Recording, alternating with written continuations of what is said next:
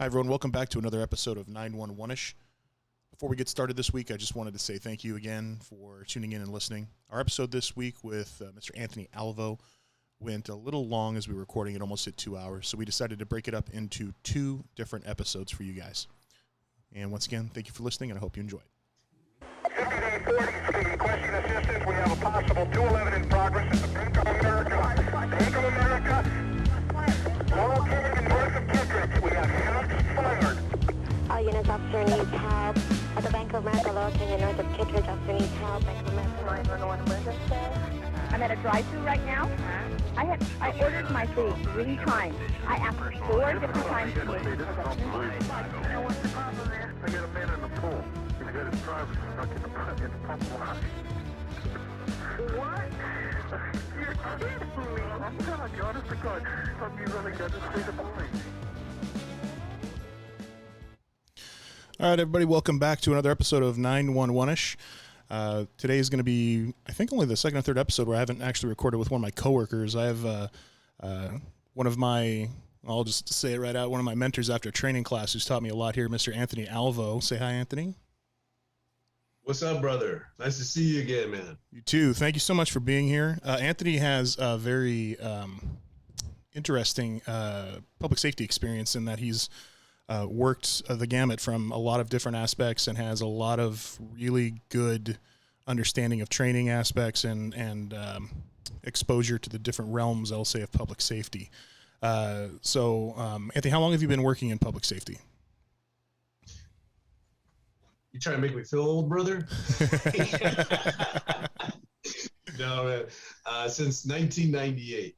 All right, cool. And if you count the Marine Corps as a 911 emergency responder worldwide, then 1994. Hey, that is true, right? So, I mean, different policy and politics is a whole different conversation, but we are the police of the world, in my opinion. So, Amen. What'd you do in the Marine Corps? I was a field radio operator. And so it's a funny thing, man. When I joined the Marine Corps, I was this 17-year-old senior in high school, just fascinated with seeing the world, right? Mm-hmm. And I went to boot camp here in San Diego. Then I went to, they call it Marine Combat Training in Camp Pendleton for a month. And then I got sent to Field Radio Operators course at 29 Palms, which is really like 2 hours from my house where I was raised. And then I got stuck on board base for the next 3.5 years in 29 Palms, man. I never left California my first 4 years, man. Wow. So were you one of the people when you joined to see the world and you got stuck in Southern California at home? Yeah, I was like, okay, I guess this isn't going to work out, man. But things changed throughout the years afterwards. That's a whole nother story for another time.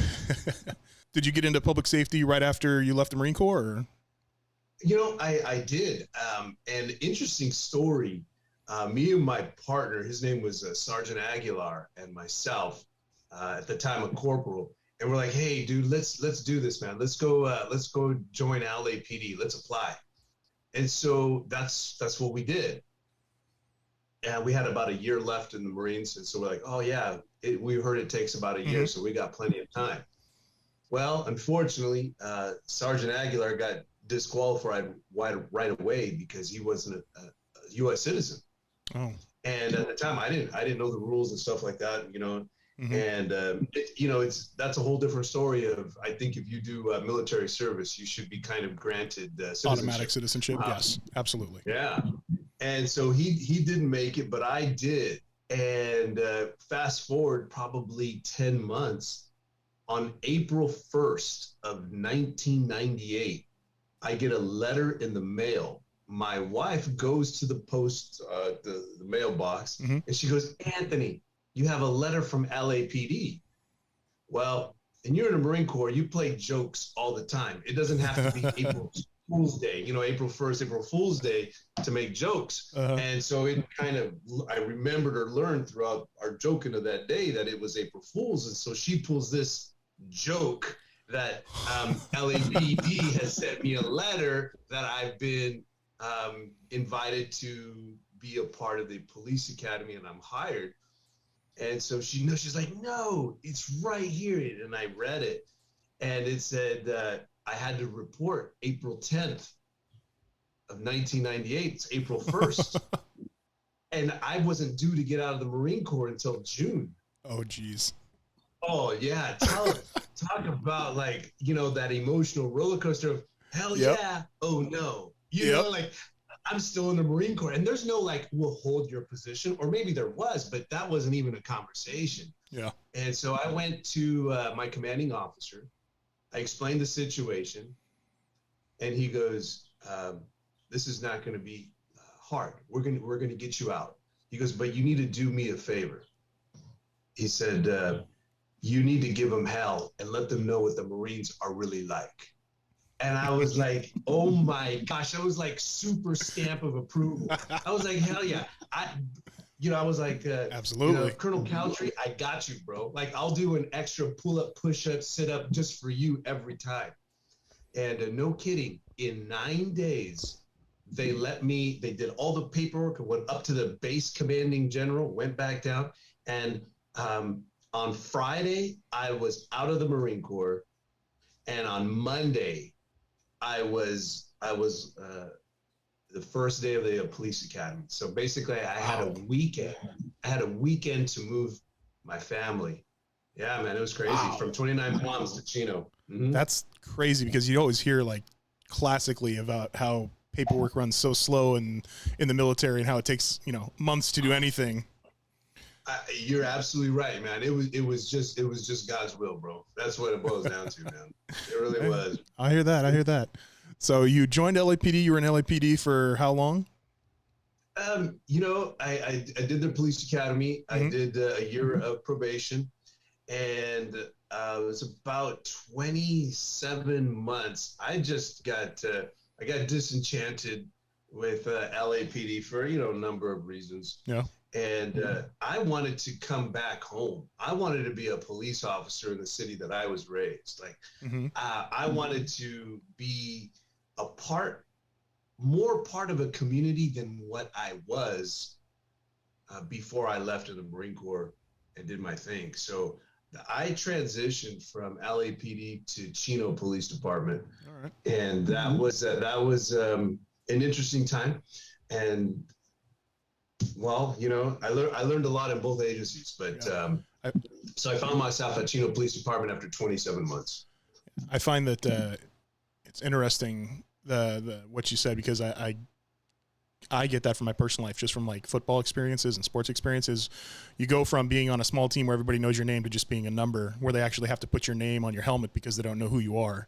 And then you're there for a while and your name is still on your helmet because they still don't know who you are, because you're just a number. You know, and I think that's one of the great things and one of the negative things about being a part of a big agency, right? So you have the ability to blend into nothing when you're part of that big agency, because you are just a number. Go in, do your job, no big deal, go home, nobody's going to say anything or do anything.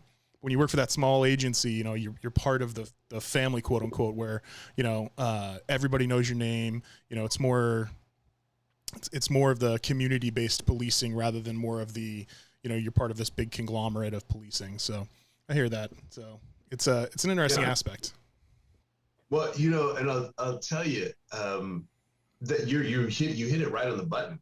And on the reverse side, right, when you make a mistake, or when you're not the highlight of the month kind of kid at a police department, at a smaller police department, you know, sometimes it's hard to hide when you want to. Yes, absolutely. Everybody knows everything, right? Yep, I hear that.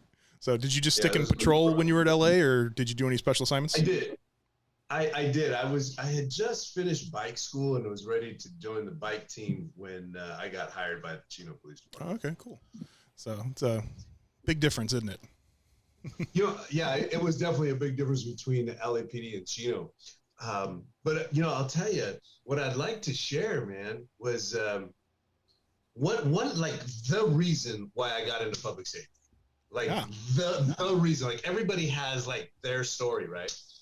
And so I was in 4th grade at St. Margaret Mary School in Chino when a Officer Vega rolls up, and our teacher says, all right, boys and girls, we're going to have a Chino police officer talk to us about drugs. And he is a representative of the DARE program. Does anybody know what DARE means? And, you know, we're like, no, we're in private school. Yeah. Drugs. You know, when you're in fourth grade, who knows even? Yeah, nobody knows what DARE means back then. Private school, you're that far removed even more, right? Mm-hmm. And so I'll tell you what, man, when I saw Officer Vega and his partner, Officer Polahanka, walking, leather cracking when they're walking. The gun is swinging, whatever their holster, whatever kind of gun they had at the time.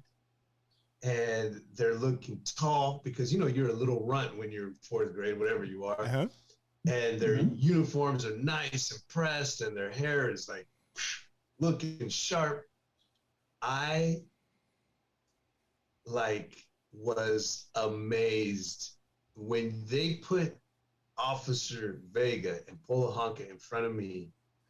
It was like literally, I know exactly what I want to do for a living, right?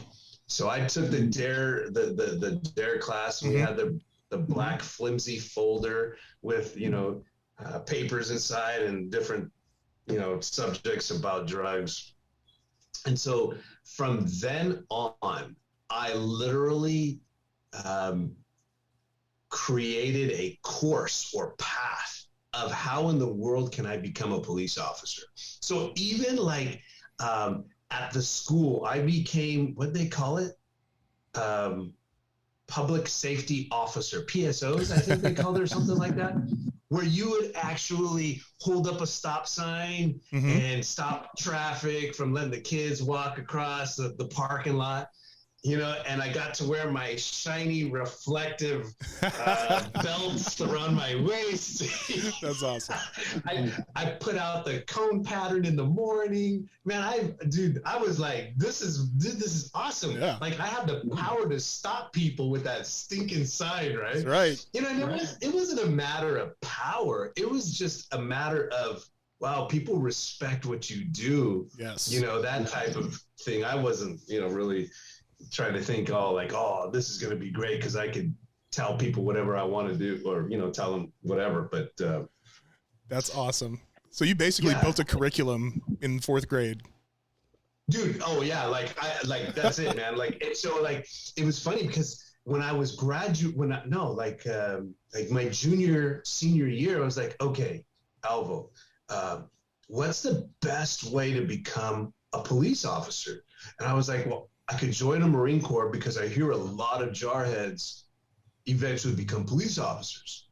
Or I can go to college and I can get a degree and I can get smart. And, policing agencies love college graduates. And I was like, I think I'm going to take the easy route. I'm going to join the Marine Corps instead. And now you've been through both. I was like, dude, who wants to go to college when you could just do the easy thing and become a Marine, and then go to be a police officer? Right. And so the joke was on me, bro. I'm not saying college is easy, but I'm saying that the Marine Corps was not easy. Yeah. Yeah. Did your recruiter sell it to you a little differently than it actually was? Oh, dude, I don't know what it is. I don't know, man, what it is about men in uniform, but I'm in love, bro. I hear that. The Marine Corps recruiter, dude. The Marine Corps recruiter showed up in the what we call them dress blue deltas. That's with the dress blue pants and the short sleeve. And this guy was stacked with ribbons. His he had his shirt hemmed or whatever so that his muscles were just like screaming. It was so tight in his uniform, and it looked sharp. Every time he would write, every vein was popping out, man. I was like, all right, I want to be like him. That's awesome. So to come full circle, my first day at Chino Police Department, like literally first day, I walk into the watch commander's office. And I'm seeing the guy who's standing or sitting behind the desk. And he's a little bit chubbier than kind of what I expected a watch commander to look like. It's just, kind of what I had in my mind there at Chino. I look at his name tag, Jeff, and it says Vega. And I put 2 and 2 together like almost immediately. I said, "Are you by chance? Yeah, are you by chance the former dare officer for Chino, Officer John Vega?" And he was like, "Yeah, I'm a sergeant now, though." I was like, "Yes, sergeant. I got you." And I said, "Oh." He goes, "Why are you asking that?" And I said, "Because I want to share with you. You were my dare instructor when I was in 4th grade." And he kind of like, he thought, it's kind of like, "Oh, okay." And I said, "Yeah, but I'm not quite finished yet." He says, "What's that?" And I said, "You are the reason why I'm here today, right?" And I said, "You influenced this young 4th grader to become a police officer. And here I am standing in front of the man who inspired me to do that." He goes, "Shut the door." So I was like, "Oh my gosh. Like, what did I say? What did I do? What did I do wrong?" One of those shut the door conversations already is my first day. Yeah. I shut the door and he stands up from his desk. He gets right next to me. He goes, "Listen, don't you ever tell anybody I was your dare instructor to let everybody know just how old I am." That's pretty awesome. Unbelievable, man. It was a very interesting day, my first day at Chino. Man. I bet. It's amazing how just one person has, because he had no idea he was going to have an impact on anybody that day. He just came in as like, "All right, I got another presentation to do." And lo and behold, a few years later, it's full circle. And yeah, it's amazing how impactful we can be when we don't even know we're doing anything. So it's a great thing. So yeah, no doubt, brother. Yeah. No doubt. So at some point in time in your career, you transitioned over to the other side of the radio, correct? Yeah. So I never had a plan B, man. My dream was to one day say, homicide detective Alvo. That was my dream. That was what I was planning on doing by the time I finished my career. And I actually got injured on duty, and that's a whole crazy story, probably for a whole different subject. But I got injured. My knee was completely torn. I'm talking if it's in your knee, it was torn from all the ligaments, the meniscus to the patellar tendon. Everything was just ripped and torn. And so I had multiple surgeries. I tried to get back on patrol, and when I did, I'd hurt myself again, necessitating yet another surgery.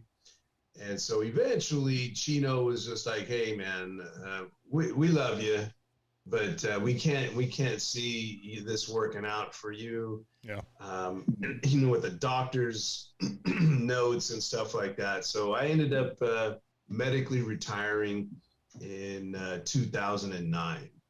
Okay. And that was 12 years of police work in between, starting with LA and finishing up with Chino. And so I was working the front desk as on light duty as a police officer. And the chief actually approached me while I'm working the front desk. And I was like, "Oh, it was more than just, 'Hey, Alvo, what's going on?'" Yeah, it's another one of those, "Oh, is he coming for a closed door meeting with me?" Yeah. He came in and had a smile on his face, and he approached me real nice and real kind. And he said, "Hey, how would you feel, or what do you think about maybe helping us out in dispatch?"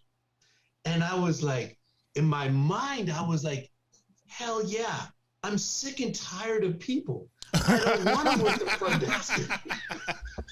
So I'll just go talk to him on the phone. But dude, that just shows you how naive I was. I'm not going to say all cops are that way, but this cop was completely naive to the job of a dispatcher, bro. And so I was like, yeah.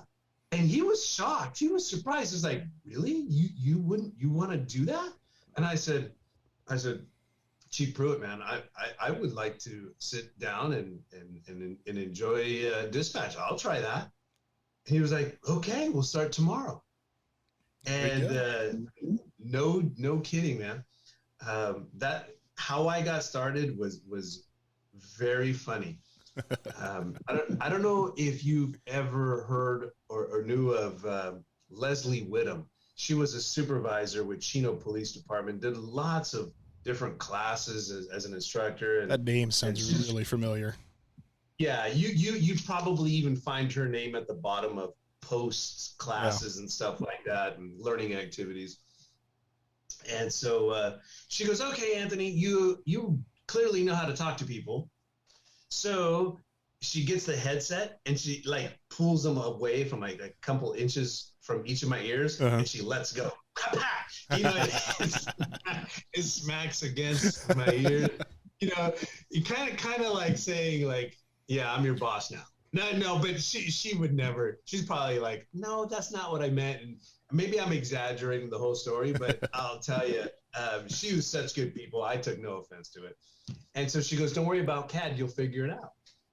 And that was day one, man. Wow. That was day one. She goes, press this button to talk, and we'll help you enter information. She goes, you already know how to do reports. Just, do a quick summary of it and hit the enter button for CAD, and we'll send our cops to go out there, just like we did for you. And I said, okay, let's do it. It's always interesting to see, because I know a couple people who went the other way, who were dispatchers first and then became police officers. But it's rarer when you have a police officer that becomes a dispatcher. It kind of, it's good to get both perspectives of it the whole time. So, when you're working in both positions in the field and in dispatch, which was more difficult to learn? Like which one did you become proficient at sooner or later, or which one did you find more difficult to understand? Yeah, what a good question. I'll tell you, without any doubt, like transitioning from police officer to dispatcher, it was difficult for a variety of reasons, man. I mean, the police academy was not very stressful for me. I mean, considering the Marine Corps probably helped with that. Right. Like on Friday, I was a Marine, and Monday I was a police recruit. And I was fortunate enough to never fail a learning domain while in the police academy, which, it's where if you fail 2 of the same test, you're fired, you're gone. So I never had to experience the stress of even one fail and have to take a retest, right? And I trained for 6 months in the police academy before hitting the streets. Yeah. Then once I hit the streets, I was like carefully observed by some pretty awesome experienced FTOs for an entire year. Mm-hmm. So becoming a police officer wasn't incredibly arduous for me. Yeah. LAPD offered really good tactical training, so I felt rather capable with a partner, Mm-hmm. I can say that I never felt like a really polished speaker and never eloquent. And I prided myself on Marine Corps jargonisms, right? Like Marine Corps has its own stupid, it's its own language. Term. Yeah. And so there you go. Jargonisms, like that's not a word, Alvo. Yeah, no, it is in the Marine Corps, make stuff up. So when I transitioned from LAPD to Chino PD, I never really felt comfortable because I sucked at, communication skills. Mm-hmm. Like I wasn't a good politician. Like so I sucked at politicking, I guess. Yeah. There you go. There's another one for you. I'm not one to smile at a person who I don't care for or respect, right? And I think that was the eventual, I'm not going to say so that aspect here in Chino, whether it was internal with the people that I work for or external, mm-hmm. That was difficult for me to learn as like a 24-year-old kid, especially when you've been given permission to act a fool in the Marine Corps. Yeah. Right. And then you've been given like this super awesome tactical training in LAPD. And so I kind of stunk at that. And I learned that in the community of Chino, I really had to practice the art of communication.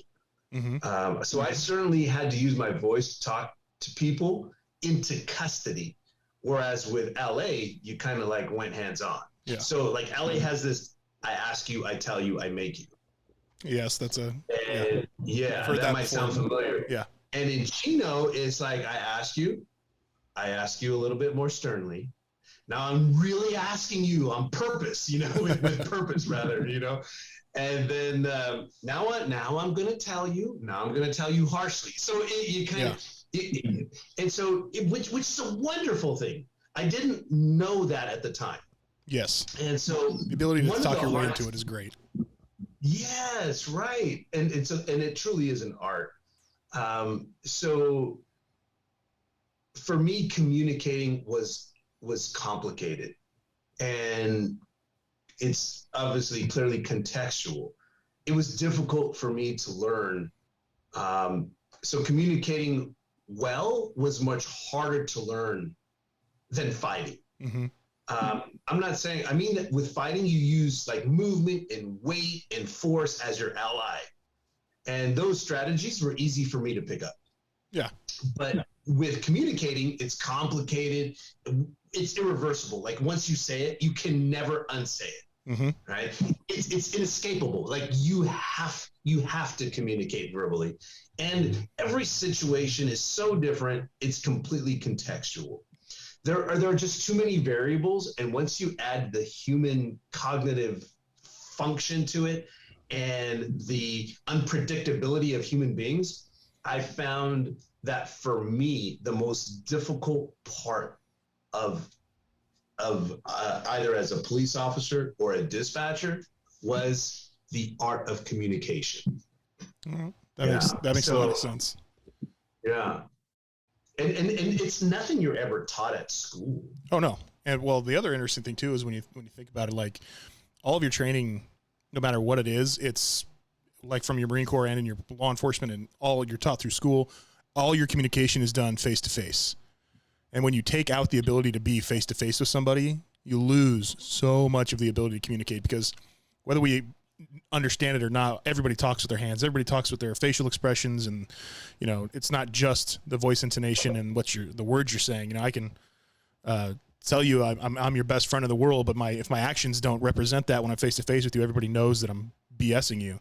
So it's one of those things that I think dispatch does really, really well, is it teaches people how to communicate without seeing them or without being there face to face, which is challenging. Oh, my hat goes off to every dispatcher who has to do exactly that. Communicate as best as you can without one of the most vital aspects of vision. Not having any clue as to their nonverbal communication. Like you can't pick up on that because you can't see it. Yeah. And so that in and of itself is a learned art. Like you have to practice that. And I think we kind of just take that for granted when you're not a dispatcher. Yeah. We don't necessarily recognize the importance or the ability to be able to communicate without that face-to-face experience. Yeah. It's almost like, I'd love to just like at some points in time when I'm dealing with some officers, like I just kind of want to tell them, like, when you just go to I know this is completely impossible, but just go to a scene, close your eyes and deal with it. And never open your eyes and see if you can deal with it. And then deal with it when it's just happening rather than the 3 or 4 to 5 to 7 minutes after the fact it's happened. Hey, I'll tell you what, man, you just helped me think of a great learning activity to when you were trying to build I know I'm probably getting ahead, but when you try and build relationships amongst people, and then specifically a police officer and a dispatcher, that is a really cool learning activity for the officer to manage that situation with their eyes closed. That's a great point, man. Hey, I'm glad I could help at least in some way, shape. So I guess the next thing that kind of evolves into that is like over the years, since you've seen both sides of it, what was one of the most like profound changes in public safety that you've seen since you started in the profession on either side, police officer or dispatcher? Yeah. Well, you know, when I was a young dude, and the way that I was raised or the way that I was taught was that you respect cops, you respect Absolutely. police officers, you respect them, and if they tell you to do something, you just kind of did it, right? Mm-hmm. And that's the way I was raised, and that's just kind of the mentality that I had, or the perspective that I had as I, entered the field of law enforcement. And I never really had a problem as a police officer, making those relationships with people on the street and talking to them. Like I said, I learned pretty early how important that communication is. Mm-hmm. But at least I had an opportunity to communicate with people so they can see what was I about, so they can know who I am as a person, not just as a man wearing a badge. Yeah. But over the years, after I retired, obviously, I think that there was a movement. There has been a movement of perspective that police officers are not to be respected until they respect you. Yeah. So there's kind of like a change in paradigm. When I was young, when officers rolled up, you respected them. And if you respected them, they respected you. Mm-hmm. But now the tables have turned, and people do not respect police unless they respect them first. So it's kind of like where I don't even want to talk to you. I don't even like you. But if you approach me, perhaps then I might appreciate you. And then you go to the extremes, where they're. Have you ever seen that spray painted anywhere where it's like ACAB? Yeah. ACAB, all cops are bastards. Yeah. Yeah. And that wasn't necessarily around when I was doing police work. But now it doesn't matter who you are. It doesn't matter what you demonstrate in front of people. There is just a curtain of zero trust, mm-hmm. or zero liking towards, or appreciativeness towards police officers. And I gotta throw my what do you say, my hand out to those officers, to shake their hand, that is, to say thank you, knowing that you guys are getting dressed up to go 10-8, to go ready to do patrol, mm-hmm. work patrol, knowing that people just hate you. And it seems to be a greater number of people, or of individuals, or even maybe groups, that hate police no matter what you do. Yeah. And that I have felt been just like a really big change.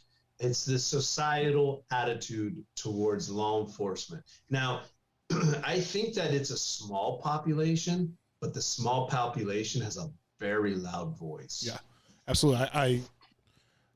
I completely agree in the fact that it's almost like a form of racism when you kind of get down to it. It's like, simply because you're wearing a uniform and have a badge or a patch on your arm, you're automatically one of the bad guys. You're automatically untrustworthy. You're automatically part of this group. When, I mean, police officers, by and large, like incalculably of the 99 percentile, are going out there every day to help people, during the worst time of their lives. And the only reason they're going out there isn't because they want to go deal with some domestic violence issue. It's because they want to help the person that can't help themselves. And you can't do, as a police officer, I mean, I'm not a police officer, but it's like the perception is that you can't do anything wrong. You have to be a robot. You have to be a computer. You have to be perfect, and you have to deal with everything perfectly. Like, we seem to forget that they're people before anything else. And it's really sad, because I was reading an article a couple of years ago, and it was talking about LAPD. And LAPD makes, I don't remember the number, but it's somewhere around 4 million contacts a year. And of those 4 million contacts a year, you have like 7 people that are unarmed to get shot by police. And like, everybody's like, well, 7's too many. I'm like, listen, 7 is too many, but how many zeros go in front of that 7 before the contact number? Like, you can't treat all of them bad when you only have 0.000000001% of contacts that go sideways. Yeah, and to add to that is, what happened that caused the officer to think that his life was in danger? Yeah. You know, like, what subtle or unsubtle movement did you make that caused the officer to truly fear for his life that he pulled out his sidearm? Yeah. And the other bad part, without trying to get too political on it, is it's kind of like a vicious cycle, right? Because the more mistrust that grows, the more edgy, we'll say, or quote unquote, the officer is going to be when he contacts somebody, because he's going to be now worried that you automatically don't trust him. You're automatically going to disrespect him. You're automatically going to be like this. So they have to be even more on edge during a contact with somebody, where, like, I completely agree that nobody deserves to be treated badly by police. But if you just do what they say, your time to fight back comes in court. That's the whole point of it. Like, if you just do what they say and do it respectfully, nothing's going to happen to you, like physically. Just do what they say, respect them, and they'll get respected, right? It's the golden rule. Do unto others as you want done upon yourself. You know? So. Yep. Yeah. Yeah, no doubt. No doubt. And then I think briefly, there has been a dip in morale. I'm not saying morale was great when I was a police officer, but now, I mean, people are leaving in droves agencies. Yeah, they really are, because they're feeling really not only just underappreciated, but they're being viewed through such a critical lens that it's impossible to do the job without being on edge, like you're talking about. No matter what you say or what you do, 100%, a portion of that or an angle of that is being recorded. Yeah. Like, I tell people all the time, there is, when they talk about kind of like scrutiny of police officers, I'm like, there's no other job in the world that is scrutinized as much as a police officer. Every encounter, every conversation, every contact, every aftermath is recorded from yourself, from 4 other people that are there, or 2 other people that are there, and then from anybody who's watching, and then it gets watched 100 million times before it's over. Second by second, by millisecond by millisecond. Yeah, and I'll tell you, we have to make decisions that medical doctors who have been going to school for, I don't know, what, 12 years or so, and we have to make, a high school educated police officer will be making the same decisions or granted the same authority that a medical doctor has. Yeah. You know, and here you are, 21, 4 years out of high school with perhaps no college, and you are expected, my friend, to be perfect. Yet we have medical doctors who, you know, through surgeries, accidentally lose their patients. Yeah. And they're not getting sued. I mean, they're getting sued, but they're not having their, what's it called? They're not losing their house. They're not going to prison. Yeah. I mean, a couple of those states, I forgot what it's called, where if you do something wrong, they can't sue you. They sue your department. There's a phrase for it. I can't remember what the phrase is. But like, that's not getting discussed about being taken away in the medical field or in the medical practice for doctors, because doctors have it and firefighters have it, and it's only police officers they're talking about taking away this benefit, quote unquote, from. It's like and I know the term, and I'll think of it, of course, only afterwards. Yeah. But it's once we're done. It's not a liability, but anyhow. Yeah, yeah. So, but that's, I mean, when it goes back to the hiring thing, it's not just in the field either. Like, I know that a lot of agencies are having difficulty hiring dispatchers as well as firefighter, as well as police officers. I've no idea if it's firefighters are still, showing up in 10,000 droves for one application. So they could be, everybody still wants to be a firefighter. So when you were, to kind of circle back here, when you were in dispatch, you obviously were a successful dispatcher. Did you become a trainer when you were dispatching people, or when you were a dispatcher? Yeah, I'll tell you. After I medically retired, I became a dispatcher full-time for Chino Police Department. And I learned pretty quickly that you can't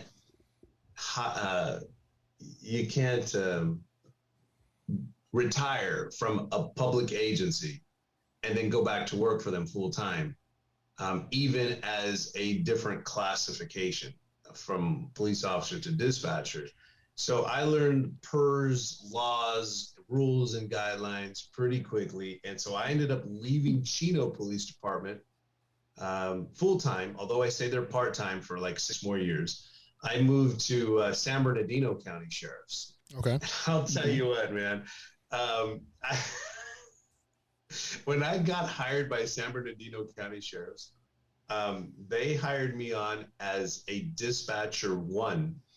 And I had a wife, 6 kids, a mortgage, a couple cars. Ouch. And yeah.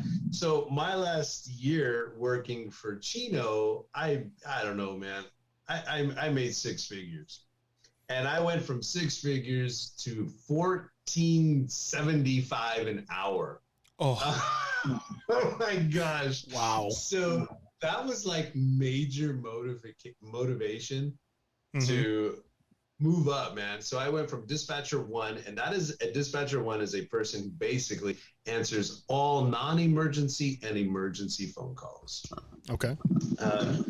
And once you're off probation, and I think even probation, you can then elect to or apply for a dispatcher 2 spot, and that's where you're actually doing the job of what people would consider a dispatcher, dispatching emergency units. Like a radio operator. Right. And you would actually do both jobs, not obviously simultaneously, but some days you would just answer phone calls, and then other days they'd have you dispatch. And then the third rank is a dispatcher trainer. And that is where you have promoted to the point, or promoted so that you are now training dispatcher 1s and dispatcher 2s in their duties. So I ended up becoming a dispatcher trainer. All right. So you were quickly motivated to get up through there. So was Kim Turner there when you started, or? No, not when I first started. So I got there, I think, in 2010. Okay. In 2010 at San Bernardino. And I want to say maybe Kim got there in 2012 or 2013. I could be wrong. I don't know her timeline. But she came in as a dispatcher 2. Okay. She came in as a dispatcher 2. And, no one really knew all of her training and experience, except probably the managers or supervisors. And so she moved up the ranks pretty quickly, whereas I became a dispatcher 3. She moved from dispatcher 2 to 3 to supervisor to manager, and is obviously now the current administrator of the entire San Bernardino dispatch. So San Bernardino County Sheriff's. Right. So you guys were at some point in time trainers together, or dispatch 3s together, correct? No, man, she moved up super fast. Oh, I think she already was the supervisor trainer. She was the supervisor of trainee. Oh, wow. By the time I became a